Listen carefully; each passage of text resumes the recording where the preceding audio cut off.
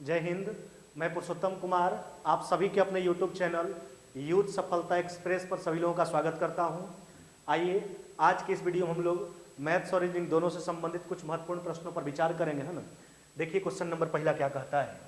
कहता 40%, 20% तथा 10%, है ना, कि क्रमिक बट्टों के समतुल्य एक बट्टा पूछा। देखिए अब 3 क्रमिक बट्टा दिया गया, 3 क्रमिक डिस्काउंट दिया गया, इसके समतुल्य एक छूट पूछा गया।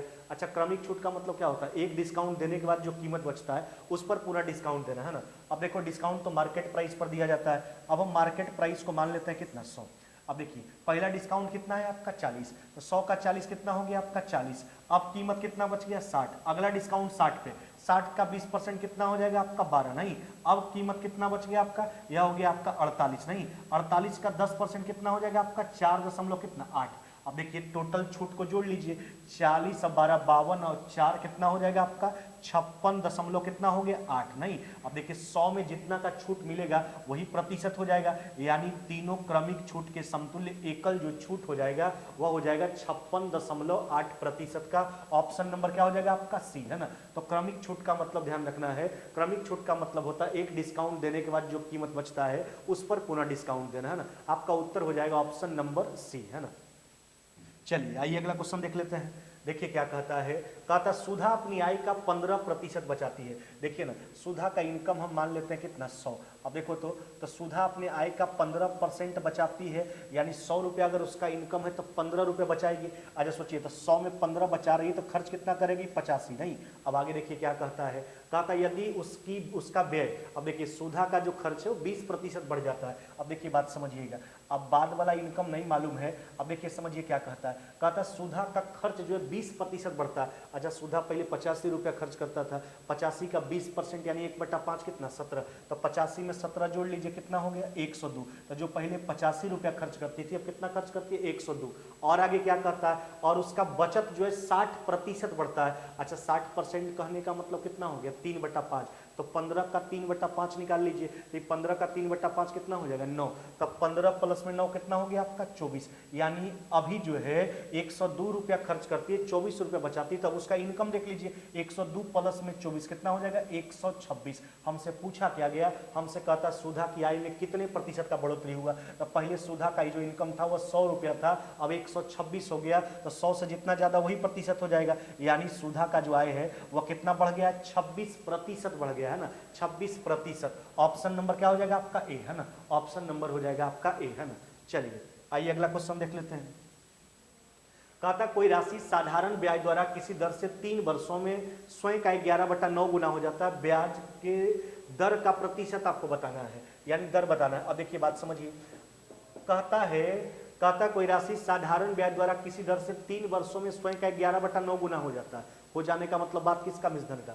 अगर 1 रुपया मूलधन मानते हैं तो 11/9, तो 1 का 11/9 11/9 हो जाएगा। तो 1 रुपया मूलधन मानिएगा तो 11/9 रुपया आपका मूलधन हो गया। तो ब्याज निकालिए, तो 11/9 माइनस में 1, है ना। तो 11/9 में 1 घटाइएगा तो कितना बचेगा 2/9। नहीं, देखिए तो 2/9 रुपया ब्याज हुआ। किसका ब्याज हुआ 1 रुपया का हुआ। कई साल में हुआ 3 साल में। रेट निकल के आ जाएगा आपका 200 बटा कितना हो जाएगा 27। 200 बटा 27, यानी कहने का मतलब 7.11 बटा कितना हो जाएगा 27%। 7.11/27%। आपका उत्तर हो जाएगा ऑप्शन नंबर क्या हो जाएगा आपका बी, है ना। ऑप्शन नंबर क्या हो जाएगा आपका बी, है ना। आपको रेट बताना था, रेट निकल के आ गया 7.11/27%, है ना। चलिए आइए अगला क्वेश्चन देख लेते हैं। देखिए क्या कहता है। यदि किसी वस्तु को 425 रुपया में बेचने से उतना ही लाभ होता है जितना कि उसे 355 रुपया में बेचने से हानि होता है, उस वस्तु का क्रय मूल्य बताना है। देखिए आपको हम कई बार बताए हैं कि अगर एक स्थिति में एक विक्रय मूल्य पर जितना का लाभ हो दूसरा विक्रय मूल्य पर उतना का हानि हो जाए, तो वैसे स्थिति में वस्तु का क्रय मूल्य निकालने के लिए दोनों विक्रय मूल्य को जोड़ के दूसरे भाग लगा देना है। अब देखिए दोनों सेलिंग प्राइस को जोड़िए, 425 और 355 कितना हो जाएगा आपका, यह हो जाएगा आपका यह हो जाएगा आपका कितना 700, कितना हो जाएगा आपका, ये हो जाएगा आपका 780। नहीं, अब बटा कितना 2, आपका उत्तर कितना हो जाएगा 390 रुपया। कितना हो जाएगा 390 रुपया। ऑप्शन नंबर क्या हो जाएगा सी, क्या बोले कि अगर एक विक्रयमूल्य पर जितना का लाभ हो दूसरा विक्रयमूल्य पर उतना का हानि हो जाए तो वैसे स्थिति में वस्तु का क्रयमूल्य निकालने के लिए दोनों के विक्रयमूल्य को जोड़कर, है ना, दोनों विक्रयमूल्य को जोड़कर 2 से भाग लगा दीजिए। एक विक्रयमूल्य 425, दूसरा 355, 790 और 780 हो गया, 780 बटा 2 390, है ना। चलिए आगे आ जाइए, देखिए अगला क्वेश्चन क्या कहता है। कहता त्रिभुज एबीसी में एसी पर एक बिंदु डी है। अब देखिए बात समझिएगा, यहाँ पर जो हमसे बात किया गया इस तरह का बात किया गया। देखो यह त्रिभुज क्या हो गया आपका, यह त्रिभुज हो गया आपका एबीसी। अब देखिए इस पर एक बिंदु क्या है आपका डी। अब इसको मिला लीजिए, एसी पर एक बिंदु क्या था आपका डी। अब क्या कहता है, कहता ए बी बराबर बी डी बराबर सी डी। देखिए ए बी बराबर बी डी बराबर क्या हो गया सी डी, यह तीनों मान आपस में क्या है बराबर है। अब कहता कोण बी ए डी 70 डिग्री। देखिए इस कोण का मान आपको दिया गया, कितना डिग्री दिया गया 70 डिग्री, है ना। कोण बी का मान पूछा गया। अच्छा सोच के देखिए, अगर हम बात करेंगे त्रिभुज ए बी डी में तो एक्चुअली दोनों भुजा बराबर है उसका, ए बी और बी डी भुजा बराबर, बीच का कोण बराबर। तो देखिए ई अगर 70 तो ये भी कितना हो जाएगा आपका 70 डिग्री। अब आगे सोच के देखिए, अगर इस त्रिभुज का हम ए बी डी का बात करेंगे दो कोण मालूम हो गया, दोनों कोण 70 70, त्रिभुज के तीनों कोणों का योग 180, 180 में 140 घटा लेंगे, इस कोण का मान कितना हो जाएगा 40 डिग्री। अब देखिए ना, तो इस कोण पर आप विचार कर लीजिए पहले। तो इस 70 है तो कितना हो जाएगा, एक सीधा रेखा पर का कोण 180 एक तरफ का, तो हो जाएगा आपका 110। बाह्य कोण के माध्यम से भी आप निकाल सकते थे, ये बाह्य कोण था इस त्रिभुज के लिए, बाह्य कोण का मान उससे दूर से दो अंत तक कोणों के योग के बराबर होगा, 70 + 40 110। अब आइए इस त्रिभुज का बात करते हैं बीसीडी में। तब बीसीडी में एक कोण 110, बाद बाकी दोनों भुजा बराबर है, तब बचा हुआ कोण दो बराबर भाग में बटेगा। तब बचा इस त्रिभुज के लिए 70 डिग्री, है ना। 70 डिग्री को बांटेंगे तो हो जाएगा 35 डिग्री, और ये भी कितना हो जाएगा आपका 35 डिग्री, क्योंकि भुजा बराबर बीच का कोण बराबर। अब देखिए आपसे पूरा कोण बी पूछा गया था, तो हो जाएगा 40 प्लस में 35, 40 प्लस 35 कितना हो जाएगा आपका, तो हो जाएगा आपका 75 डिग्री, 75 डिग्री। आपका उत्तर हो जाएगा ऑप्शन नंबर बी, है ना। आपका उत्तर हो जाएगा ऑप्शन नंबर बी। चलिए आगे बढ़ जाइए, देखिए अगला क्वेश्चन क्या कहता है। कहता 7 क्रमागत यानी लगातार संख्याओं का औसत 20 है, उसमें सबसे बड़ी संख्या पूछा गया। देखिए जब बात लगातार संख्या का हो तो लगातार संख्या में औसत मान बिल्कुल बीच वाला मान होता है। तो 7 संख्या का औसत कितना था 20, तो यानी औसत मान बिल्कुल बीच वाला मान। तो 7 को बीच वाला हो गया, 3 को आगे लिख दीजिए, 3 को पीछे लिखेंगे, तो इसके आगे लिखेंगे प्राकृत संख्या क्रमागत संख्या। तो 21 22 कितना हो गया आपका 23। आपको सबसे बड़ा बताना था, सबसे बड़ा बताना है, सबसे बड़ा संख्या कितना हो जाएगा 23। छोटा का बात करता था पीछे जाते हैं ना, अभी तो केवल बड़ा का बात किया। तो ध्यान इसी बात का रखना है कि लगातार संख्या में जो औसत मान होता है वह बिल्कुल बीच वाला मान होता है। औसत को बीच में रखिए, आधा आगे आधा पीछे। बड़ा पूछता तो बड़ा की ओर बढ़ जाइए, छोटा पूछता है छोटा की ओर बढ़ जाइए, है ना। आपका उत्तर हो जाएगा 23, ऑप्शन नंबर क्या हो जाएगा आपका बी, है ना। चलिए आगे बढ़ जाइए, देखिए अगला क्वेश्चन क्या कहता है। देखिए दिया गया है, यह हो गया आपका 1 प्लस में 1/1 प्लस में ये हो गया आपका साइन स्क्वायर थीटा। नहीं, अब आगे सोचिए ना, देखिए ई कॉस सेक स्क्वायर थीटा को, इसको आप क्या लिख सकते हैं, इसको लिख सकते हैं 1/sin स्क्वायर थीटा। कॉसेक का उल्टा क्या हो जाएगा साइन, है ना। तो कॉसेक को लिख सकते हैं 1/sin स्क्वायर थीटा। तो 1/sin स्क्वायर थीटा जैसे लिखिएगा तो साइन स्क्वायर थीटा पलट जाएगा ऊपर, है ना। तो साइन स्क्वायर थीटा पलट जाएगा, और यहाँ पर हल करेंगे तो ये हो जाएगा साइन स्क्वायर थीटा, है ना, प्लस में कितना हो जाएगा आपका 1। अब देखिए बात एक्चुअली वही आगे पीछे लिखा हुआ है, दोनों का हर में एक ही चीज आया, 1 + sin स्क्वायर थीटा ही आया। तो दोनों का लसा कितना हो जाएगा आपका, ये हो जाएगा 1 + sin स्क्वायर थीटा। नहीं, अब ऊपर भी वही चीज बच जाएगा, 1 प्लस में क्या बच गया आपका sin स्क्वायर थीटा। अब देखिए काट लीजिए, इसको कट जाएगा, आपका उत्तर कितना हो जाएगा 1, है ना। आपका उत्तर हो जाएगा 1, ऑप्शन नंबर क्या हो जाएगा आपका बी, है ना। ऑप्शन नंबर हो जाएगा आपका बी, है ना। चलिए आगे बढ़ जाइए, देखिए अगला क्वेश्चन क्या कहता है। कहता है कुर्सी का अंकित मूल्य उसके क्रयमूल्य से 75% ज्यादा है। अब देखो ना, क्रयमूल्य को मान लेते हैं कुर्सी का कितना 100, अब इसका मार्केट प्राइस 75% ज्यादा, कितना अंकित किया 175। अब कहता है दुकानदार द्वारा अपनी कुर्सी को न लाभ न किसी हानि पर, है ना, न लाभ अथवा न किसी हानि पर बेचने पर। अब सोचिए न लाभ अथवा न हानि पर बेचता है, इसका मतलब क्रयमूल्य पर बेचता है। तो क्रयमूल्य इसका कितना है 100, यानी 100 रुपया का कुर्सी था, 100 रुपया में ही बेच दिया, लेकिन कीमत कितना अंकित करके रखा था 175। अब सोचिए हमसे पूछा गया कि डिस्काउंट कितना का दिया। देखिए तो डिस्काउंट तो दिया जाता है मार्केट प्राइस पर ही, है ना। कीमत तो 175 अंकित कर दिया था, लेकिन बेचा 100 में, तो डिस्काउंट कितना का दिया 75 का। नहीं, कहाँ से दिया 175 से। तो 75 जो है वह 175 का कितना परसेंट है। चलिए तो इसको काट लीजिए, 3 बार में कट गया, है ना, और ये कट जाएगा आपका कितना बार में 7 बार में, है ना। अब इसको हल कर लीजिए, तो हो जाएगा आपका 300 बटा कितना हो जाएगा 7। तो 300 बटा 7 यानी 42 दशमलव कितना हो जाएगा आपका 5। 42.85%। यही पूछा था, डिस्काउंट का प्रतिशत पूछा गया था। डिस्काउंट का प्रतिशत कितना हो जाएगा आपका 42.85%, ऑप्शन नंबर ए है ना। चलिए आइए अगला क्वेश्चन देख लेते हैं। कहता है छात्रावास में 35 विद्यार्थी हैं, यदि 7 और विद्यार्थी छात्रावास में शामिल होते हैं तो कुल व्यय 42 रुपया बढ़ जाता है, लेकिन 35 विद्यार्थियों के लिए औसत खर्च जो है 1 रुपया घट जाता है, तो कुल मूल व्यय पूछा गया। यानी कहने का मतलब पहले जो है टोटल विद्यार्थी पर छात्रावास में है ना, यही पूछा गया कुल कितना व्यय होता था एक दिन में। देखिए मान लेते हैं कि पहले जो था व्यय एक दिन का वह कितना था 100 रुपया, तो 35 विद्यार्थी था तो एक विद्यार्थी पर कितना पड़ता होगा औसत खर्च 1/35। अब देखिए 7 और विद्यार्थी शामिल हुआ तो व्यय 42 रुपये बढ़ गया। पहले 100 रुपया खर्च होता था, अब कितना खर्च होता है 1 + 42, लेकिन विद्यार्थी का संख्या 7 बढ़ता है। पहले विद्यार्थी था 35, अब 7 बढ़ गया, कितना हो गया 42। तो देखिए पहले एक विद्यार्थी को इतना रुपया देना पड़ता था, अब इतना रुपया देना पड़ता है। कहता क्या है औसत खर्च 1 रुपया घट जाता है, यानी पहले जितना एक विद्यार्थी को लगता था उससे 1 रुपया अब कम लगता है ना। तो एक्स का मान पर विचार करना, मूल व्यय पूछा गया पहले वाला। चलिए इसका लॉसा कितना हो जाएगा, देखिए लॉसा इसका कितना हो जाएगा आपका 210 है ना।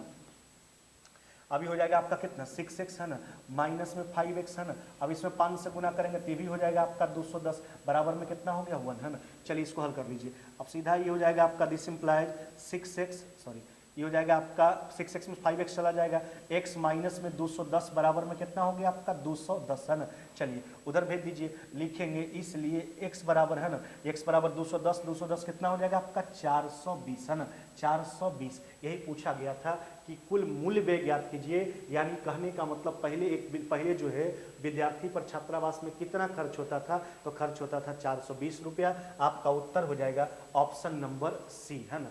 चलिए आगे बढ़ जाइए, देखिए अगला क्वेश्चन क्या कहता है। कहता त्रिभुज एबीसी में कौन सी समकोण वाला एक समकोण त्रिभुज है। देखिए ना बात समझिए, यहाँ पर जो हमसे बात किया गया है एबीसी का, ये देखिए यह हो गया आपका ए, बी क्या हो गया आपका सी। सी जो है सी पर जो है ट्रायंगल जो है समकोण है। अब क्या कहता है पी जो है उसके शीर्ष सी से ए बी पर बने, देखिए यहाँ से एक लंब डाला गया ए बी पर है ना, इस लंब का लंबाई क्या नाम दिया पी है ना। देखिए शीर्ष जहाँ पर समकोण बनाता है उस शीर्ष बिंदु से, यानी समकोणी शीर्ष से ए बी पर एक लंब डाला जाता है, उस लंब का लंबाई का नाम है पी है ना। अब क्या कहता है देखिए इस त्रिभुज के भुजा का नामकरण, ये हो गया आपका ए, यह हो गया सी और ये क्या हो गया आपका बी। अब हमसे कहता है निम्नलिखित में से कौन सा कथन क्या है सत्य है। अच्छा एक बात सोच के देखिए, राइट एंगल ट्रायंगल है तो यहाँ पर हम लिख सकते हैं ए स्क्वायर प्लस बी स्क्वायर बराबर में क्या सी स्क्वायर है ना। इक्वेशन नंबर कितना हो गया फर्स्ट। राइट एंगल ट्रायंगल है ना, यानी कर्ण स्क्वायर बराबर लंब स्क्वायर जो आधार स्क्वायर। एक तो कंडीशन पहला तैयार हो गया, पहला इक्वेशन लिख दिए। अच्छा सोच के देखो इस त्रिभुज का क्षेत्रफल जहां तक सवाल है, क्षेत्रफल क्या लिख सकते हैं 1/2 गुने ए गुना कितना बी। अगर हम बेस ए को माने तो उसके लिए हाइट आपका बी हो गया। राइट एंगल ट्रायंगल एरिया 1/2 गुने आधार गुने ऊंचाई। अब देखिए इसी त्रिभुज का क्षेत्रफल एक बार आधार सी को लेके चलते हैं, आधार अगर सी मानिएगा तो उस केस का ऊंचाई क्या हो गया आपका पी है ना। देखिए तो दोनों स्थिति में त्रिभुज का क्षेत्रफल निकला, क्षेत्रफल को हमने बराबर कर लिया। चलिए इसका वर्ग कर लीजिए, तो वर्ग करेंगे तो हो जाएगा ए स्क्वायर बी स्क्वायर है ना, बराबर में क्या हो जाएगा आपका सी स्क्वायर पी स्क्वायर। यह हो जाएगा आपका इक्वेशन नंबर कितना हो जाएगा 2। यह हो गया आपका इक्वेशन नंबर 2। अब कुछ नहीं करना है, समीकरण 1 भागा क्या कर देना 2। अब देखिए ना भाग लगा दीजिए है ना, समीकरण 1 में जो है 2 से भाग लगा देंगे है ना। अब देखिए भाग लगाइए, समीकरण 1 अभागा समीकरण 2। अब देखिए भाग लगा तो लेफ्ट साइड में दोनों से भाग लगाएंगे तो ए स्क्वायर बी स्क्वायर से भाग लगाइए तो वहाँ कट जाएगा ए स्क्वायर, ये हो जाएगा 1/b स्क्वायर है ना। एक बार कटेगा B square 1/a square. Right side देख लीजिए सी स्क्वायर कट जाएगा 1/p स्क्वायर। यही आपका कंडीशन आना चाहिए। कहने का मतलब 1/p स्क्वायर बराबर 1/a स्क्वायर प्लस में 1/b स्क्वायर, ऐसा ऑप्शन ढूंढेंगे है ना। तो देख लीजिए आपका ऑप्शन नंबर यहाँ बी में दिया हुआ है 1/p स्क्वायर बराबर 1/a स्क्वायर प्लस में 1/b स्क्वायर है ना। यही आपका उत्तर हो जाएगा, ऑप्शन नंबर क्या हो जाएगा आपका बी है ना। चलिए आइए अगला क्वेश्चन देख लेते हैं। कहता है पुस्तक के अंकित मूल्य पर 16% का छूट दिया। देखिए डिस्काउंट जो है उसके मार्केट प्राइस पर पुस्तक का 16% का दिया जाता है। छूट से एक आदमी 80 रुपया की लागत वाला एक पेन खरीद लेता है। सोचिए पुस्तक पर डिस्काउंट मिला 16% का और उस 16% से व्यक्ति 80 रुपया वाला एक पेन खरीद लिया। तो इसका मतलब जो 16% का डिस्काउंट मिला वो 80 रुपया के बराबर है, डिस्काउंटे से 80 रुपया वाला पेन खरीदता है। तो इसका मतलब देखिए 16% का मान हो गया 80, 100% का मान निकाल लीजिए। ये पुस्तक का मार्केट प्राइस हो गया, यानी पुस्तक पर जितना मूल्य अंकित था। तब पुस्तक के लिए उसने कितना भुगतान किया, ये हमसे पूछा गया। देखिए पुस्तक का मार्केट प्राइस है और उसमें तो 80 रुपया का वो पेन खरीद लिया तो डिस्काउंट के रूप में, तो डिस्काउंट घटाइए इसमें, तब पुस्तक के लिए जो है देखिए 16 से 5 बार में कट गया, यानी उस पर लेवल 500 का लगा हुआ जरूर था, लेकिन उसमें 80 रुपया का जो छूट मिलता है उससे वो पेन खरीदता है। तो एक्चुअली पुस्तक के लिए जो वास्तविक में कीमत अदा किया, वह कीमत कितना अदा किया, 420 रुपया, है ना। कितना अदा किया, 420, है ना। ऑप्शन नंबर क्या हो जाएगा आपका सी, है ना। ऑप्शन नंबर हो जाएगा आपका सी, है ना। आइए अगला क्वेश्चन देख लेते हैं। कहा था व्यापारी अपनी वस्तुओं पर क्रय मूल्य से 40% अधिक मूल्य जो है अंकित करता है। देखिए ना, व्यापारी का क्रय मूल्य मान लेते हैं कितना, 100, देखो 40% अधिक कीमत अंकित किया, कितना अंकित किया, 140, और बेचने के समय 15% का डिस्काउंट दे दिया, यानी 85 बटा कितना हो गया आपका 100। चलिए यह हो जाएगा 17, यह कितना हो गया आपका 20, 20 से 7 बार में काट लीजिए, कितना हो जाएगा आपका 119। सोचिए सेलिंग प्राइस हो गया 119, तो 100 रुपया का सामान 119 में बेचेगा तो 100 की स्थिति में जितना ज्यादा वही तो लाभ प्रतिशत हो जाता है, यानी 19% का लाभ हो जाएगा, है ना। 19% का ऑप्शन नंबर क्या हो जाएगा आपका सी, है ना। ऑप्शन नंबर हो जाएगा आपका सी, है ना। चलिए आइए अगला क्वेश्चन देख लेते हैं। कहा था 44 किलोमीटर प्रति घंटा की गति से चल रही एक रेलगाड़ी उसी दिशा में 8 किलोमीटर प्रति घंटा की गति से चल रहे व्यक्ति को 15 सेकंड में पार करता है। यदि रेलगाड़ी विपरीत दिशा में चल रही महिला को 10 सेकंड में पार करता है तो महिला का गति पूछा गया। देखिए रेलगाड़ी का स्पीड दे दिया, एक व्यक्ति को सेम डायरेक्शन में चल रहे व्यक्ति को पार करता है 15 सेकंड में। देखिए व्यक्ति को पार करे चाहे महिला को पार करे, दोनों स्थिति में खुद की लंबाई को पार करेगा तो दूरी तो बराबर होगा। तो देखिए पहला स्थिति का व्यक्ति को पार करता है सेम डायरेक्शन में, 44 में से 8 गया कितना हो गया आपका 36, इसको मीटर प्रति सेकंड में एक्सचेंज कर लीजिए। उस व्यक्ति को कितनी देर में पार करता है, 15 सेकंड में। अब देखिए महिला को पार करता है, महिला अपोजिट डायरेक्शन में चल रही है, महिला को पार करता है 10 सेकंड में। अच्छा तो महिला के पार करने की स्थिति में चाल जुटेगा, तो रेलगाड़ी का स्पीड हो गया 44, महिला का स्पीड को हम W मान लेते हैं, है ना। अब इसको मीटर प्रति सेकंड में एक्सचेंज कर लीजिए, है ना। महिला को जो पार करता है वो कितना देर में पार करता है, 10 सेकंड में। यही तो है, दोनों स्थिति में हमने दूरी को क्या किया, बराबर किया। इसलिए बराबर किया क्योंकि रेलगाड़ी अगर व्यक्ति को पार करता है तो खुद की लंबाई को ही पार करेगा। चलिए अब इसको काट के हटाइए, 5/18 कट जाएगा, 5 से कट जाएगा 3 बार में, और 5 से कट गया कितना बार में, 2 बार में। 2 से काट लीजिए कितना बार में, 18 बार में। अब देख लीजिए तो हो जाएगा 44 प्लस में W, है ना, बराबर में कितना हो गया आपका 54, है ना। तो इसलिए W बराबर कितना हो जाएगा आपका 10। महिला का स्पीड आपसे पूछा गया था, महिला का स्पीड हो जाएगा 10 kilometre per hour, 10 kilometre per hour, है ना। आपका उत्तर हो जाएगा ऑप्शन नंबर सी, है ना। क्या हो जाएगा आपका उत्तर, ऑप्शन नंबर सी। चलिए आइए अगला क्वेश्चन देख लेते हैं। देखिए क्या कहता है, ए का मान दिया √5 + 1 बटा √5 - 1, है ना। बी का मान दिया √5 - 1 बटा √5 + 1। हमसे पूछा गया a² + ab + b² बटा a²। देखिए ई वाला मान आपको बताना है। अच्छा सोचो, अब जहां तक मान का सवाल है, a² + ab + b² को आप क्या लिख सकते हो, इसको लिखेंगे a + b का होल स्क्वायर, माइनस में क्या लिख सकते हैं, ab। जबकि अगर इसको भी a² - ab + b² को भी हम a + b के होल स्क्वायर के रूप में लिखना चाहें तो क्या लिख सकते हैं, a + b का होल स्क्वायर। ध्यान दीजिएगा यहाँ पर प्लस में 2ab आएगा, उसको माइनस में ab में कन्वर्ट करना है, तो यहाँ पर 3ab घटा लेंगे, है ना। तो 2ab में 3ab घटाएंगे तो माइनस में ab आपका बच जाएगा, है ना। चलिए तो देखिए a + b का होल स्क्वायर प्लस में 2ab में भी घटा लिए, a भी बच जाएगा ऊपर वाला में, यहाँ पर हम प्लस में 2ab में 3ab घटा लेंगे तो माइनस में भी बच जाएगा। दोनों का काम a + b से ही चल जाएगा। चलिए अब निकालिए, आपको 2 मान का आवश्यकता है, a + b और ab। अच्छा a + b का जहां तक सवाल है, इन दोनों को जैसे ही आप जोड़िएगा तो लसत a + b × a - b हो जाएगा। तो a² माइनस में b² √5 का स्क्वायर 5, 1 का 1, 5 में से गया कितना हो जाएगा 4, और ये हो जाएगा आपका √5 + 1 का होल स्क्वायर, है ना, और ये हो जाएगा √5 - 1 का होल स्क्वायर। अब देखिए आगे इसको हल कर लीजिए, ये हो गया आपका a + b का होल स्क्वायर प्लस में a - b का होल स्क्वायर क्या होता है, 2 × a² √5 का स्क्वायर 5 प्लस में b², 1 बटा कितना हो गया 4। देखिए ना, तो 6 दूना 12 बटा 4 कितना हो गया आपका 3। हमने a + b का मान निकाल लिया। अब हम निकालते हैं a × b। अब जहां तक ab का सवाल है, अब देखिए तो गुना जैसा ही कीजिएगा तो ऊपर नीचे तो कट जाएगा भाई, तो ab का मान कितना हो जाएगा 1, ab का मान हो गया 1। अब मान का प्रयोग कर लीजिए, है ना, तो हो जाएगा आपका 3 का स्क्वायर माइनस में 1, अब बटा 3 का स्क्वायर माइनस में 3 गुना 1। अब देखो ना, तो 9 में से गया कितना हो जाएगा 8 बटा कितना हो जाएगा आपका 6, यानी कहने का मतलब 4 बटा कितना हो जाएगा 3, 4 बटा हो जाएगा आपका 3, है ना। अब देखिए 4 बटा 3 ऑप्शन ढूंढ लीजिए, आपका उत्तर हो जाएगा ऑप्शन नंबर बी, 4 बटा 3, है ना। चलिए आइए अगला क्वेश्चन देख लेते हैं। कहता कौन सी राशि चक्रवृद्धि ब्याज द्वारा एक वर्ष के अंत में 650 रुपया और 2 वर्षों के अंत में 676 रुपया हो जाता है। हो जाने का मतलब बात किसका, मिश्रधन का।